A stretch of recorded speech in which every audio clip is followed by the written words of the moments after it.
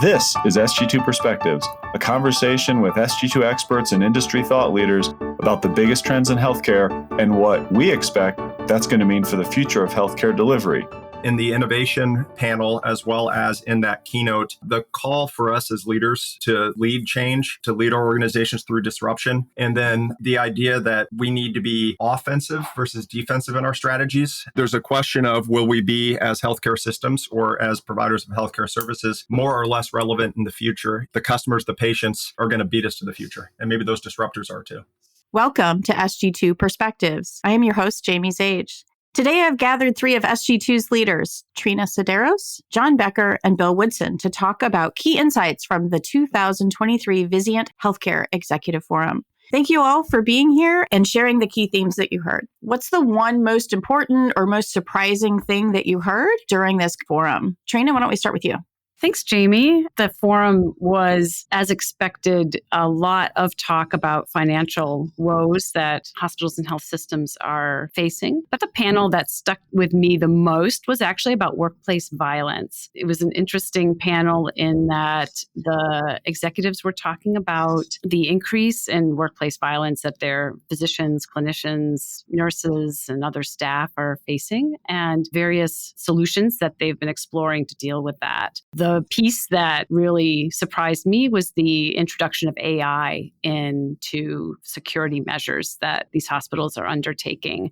We're going to find AI in all kinds of places that are unexpected. In this case, AI is being used to help surveil guests and families and patients that are coming through the doors to identify folks that might be at risk for security issues. One piece that came to my mind was that these kinds of technologies should be assessed for bias. As with anything with AI, bias can be baked in and hard to detect. That was the interesting trend that stuck with me coming out of the forum. How about Bill? What did you hear? I'm thinking specifically of Dr. Omar Latif, who's the CEO of Rush. And he mentioned something and he told a good story about it. But his punchline was that our customers, our consumers are beating us to the future. He put that in context by saying that he still practices and he wanted to give a patient a flu shot. Took him 20 clicks on Epic to do it. So he really thought about just sending the patient literally down the street to CVS to get it taken care of. And he talked more broadly about how other parts of our economy, and specifically he used his experience with this app with Delta to just frame how far healthcare has to go to meet the needs to respond more powerfully to where our consumers are expecting us to be. That's great. And John, round us out for the top three. I'll take a slightly different track here. In the keynote, Peter Sheehan talked about our need to be students of change and students of disruption. In the innovation panel, as well as in that keynote, the call for us as leaders to lead change, to lead our organizations through disruption, and then the idea that we need to be offensive versus defensive in our strategies. There's a question of, will we be, as healthcare systems or as providers of healthcare services, more or less relevant in the future if we're clinging to the way things were done, looking to avoid an outpatient shift, moving more slowly toward digital. That's a more defensive strategy, and frankly, we're going to be less relevant in the future. The customers, the patients are going to beat us to the future, and maybe those disruptors are too. Those are some really interesting insights. I'm surprised that really the workforce component didn't come up. And that is, we know, still very top of mind. What did the speakers and the attendees have to say about workforce? Well, definitely workforce did come up over and over and over. It's probably crisis level at this point. One piece of it that is interesting to note is the post-acute care facility piece. Remember during the pandemic, watching the monthly Bureau of Labor Statistics numbers come out for healthcare. And over, month after month, the number of people employed in nursing homes, skilled nursing facilities, these kinds of places dropped precipitously. Even as we've seen the labor workforce for the rest of healthcare rebound, we have not seen that as much in this area. We're seeing that now, the fallout of that, in terms of hospitals not having a place to send people, to discharge people to. That creates all kinds of impacts in the hospitals. So even beyond the actual employment issues in the hospitals that hospitals can control to some extent, the impacts across the ecosystem are also having an effect. And that's very difficult to solve for. That's an interesting and worrisome trend that has continued even now, years after SARS-CoV-2 came on the scene. Bill or John, anything you want to add? Yeah, so two takeaways for me on workforce. I heard several comments about the challenges of hybrid work and managing a hybrid workforce in a variety of ways. We've not trained people how to manage a workforce like that. There is certainly a percentage of the healthcare workforce that does need to be in person for their jobs, and there's a bit of resentment in the culture if people don't have to be there. We heard two CEOs talk about the cultural challenges of getting or adjusting to a hybrid workforce as part of the future. It's a work in progress. The other recommendation came from a CEO from one of the UPMC hospitals who described his success in having what he described as food truck Wednesdays. So he's been working on everything to find ways to engage his employees. And he found that bringing in food trucks once a week gets people to show up. He can talk to them and get the input that he's desperate to hear right now. A third one has to do with just a recognition of the struggles of documentation and Epic, which we've heard many times before. A specific example of a CEO saying, we did the work operations study of the nursing staff, and sure enough, they were spending 40% of their time just documenting. So we went out and we hired 6 nurses just to do that for them. It was the first time a nurse came to him and said, you actually listened to something that we said to you, and we're grateful. Those are powerful things that I took away. Bill and Trina, there was also a comment from one of the participants on a panel around using AI. There's also AI in assessing your current workforce and whether or not that workforce is more or less likely to stay or remain with you in terms of retention. It looked at things like age, commute time, the age difference versus the leader, 30 plus variables that predict who is most likely or least likely to leave. That can be a powerful tool also as you think about managers, all of our ability to engage with staff to ensure that we check in with those who might be less likely to stick with us for the long term. This technology is making its way into every nook and cranny of healthcare. And we haven't even mentioned the large language model technologies that I can imagine might solve some of the charting and documenting issues.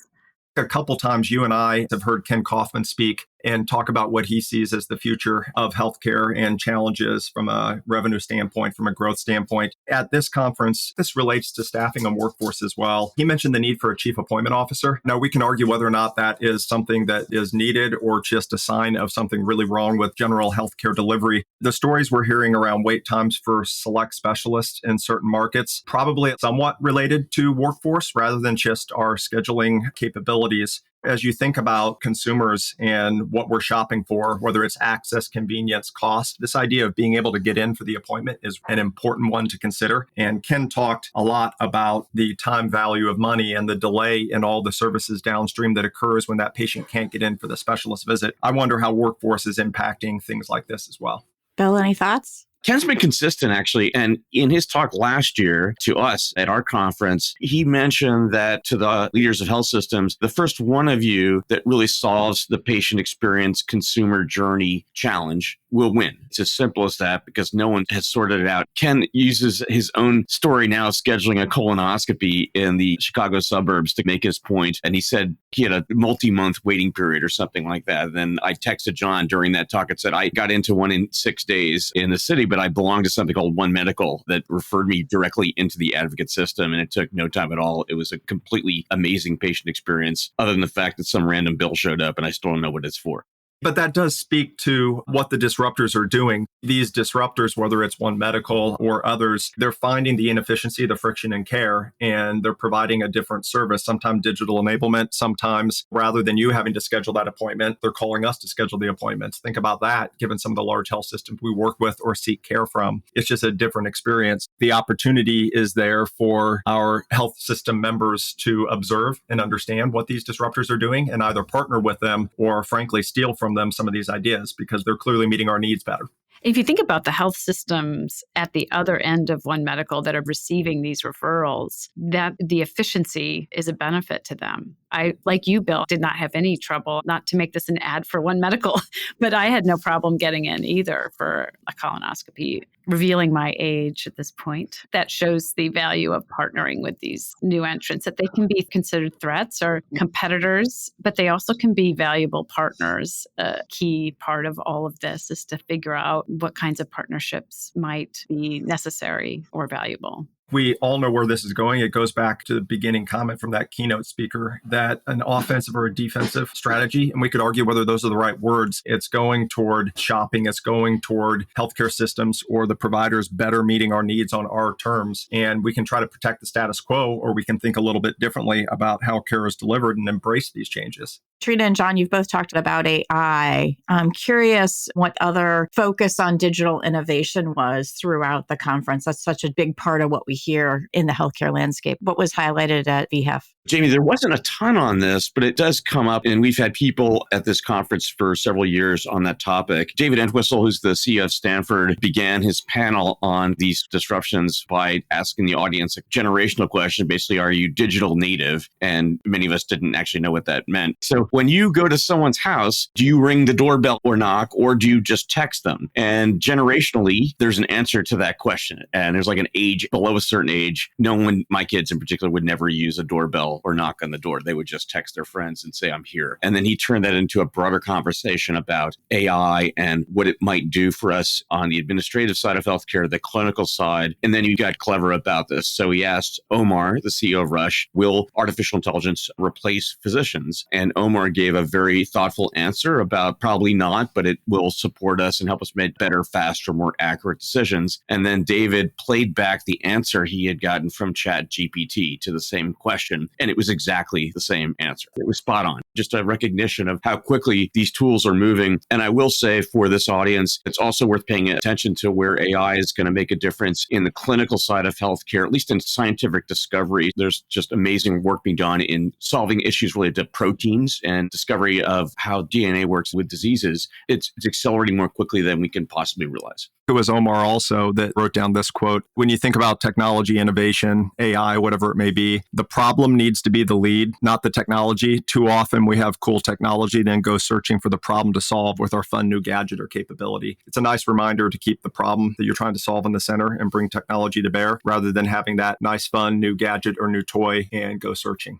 Dr. Schwartz was there on that panel. She's the Chief Innovation Officer at Houston Methodist. And she brought up that there's different questions about how you measure ROI with digital and AI, all these tools. And she takes different views of it. We can put some financial metrics on this, but there are soft metrics of how it transforms work, culture, behavior. And she's trying to come up with different ways of looking at that to bring back that return to her leaders at the health system. Adding to that, what you said, John, using AI or whatever shiny new tool to solve a problem that you've identified rather than finding a problem to solve with your shiny new tool. I have to imagine that right now in every company, every hospital, people are discussing how can we use this LLM to do X, Y, and Z. The opposite of what you're saying is happening everywhere. Even here on my team, we're wondering, what can we do with LLM? What can we do with these ChatGPT tools? Instead of saying, what problems do we have and what is the potential solution, which may or may not be that tool. But I imagine in hospitals and health systems, the same discussions are happening and that we'll see these point solutions. Maybe it's not the right solution for it. That is wise counsel to start with the problem, not with the shiny new tool. What I'm hearing through this is a lot of theme around the need to innovate. Can you talk a little bit about how this theme resonates with you and what we need to do to accelerate that innovation moving forward?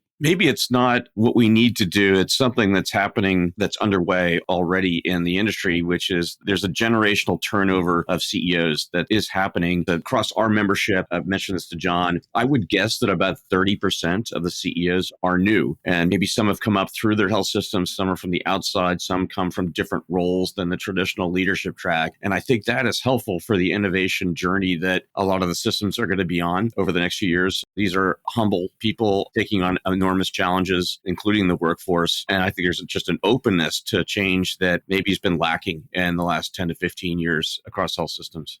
I agree with Bill. You have some fresh ideas blowing into C-suites across the industry. It's very difficult to think about innovation when you have financial crises like our hospitals and health systems are facing. And so the idea of thinking forward and completely transforming your enterprise is a very difficult thing to contemplate when you're dealing with all the crises on your plate each morning. In some ways, that change will come and be forced. and that we are seeing with technology and with all these new entrants that it won't be a choice whether to innovate or not. It will happen because of these forces driving all of the change in terms of even the financial pressures will force new business models to be adopted. All of the new entrants coming in will force new business models to be adopted. In a way, it will take care of itself. It's just a matter of whether folks embrace it and try to take control of it or whether they let it happen to them.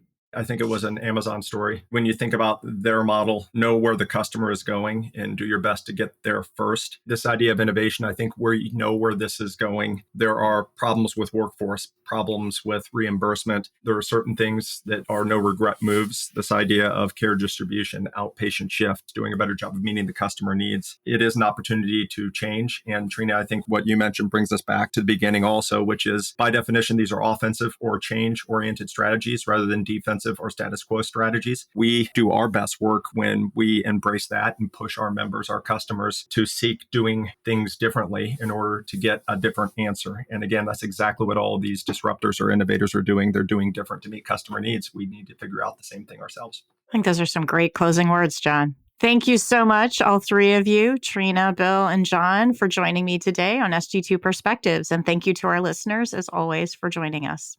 Thanks so much for listening to SG2 Perspectives. As always, I really value your feedback, input, comments, or ideas for episodes, and you can reach us at sg2perspectives@sg2.com. Additionally, I recommend that you check out some of the other Vizient podcasts, which cover a range of clinical and operational areas. Those can all be found at vizientinc.com/podcasts.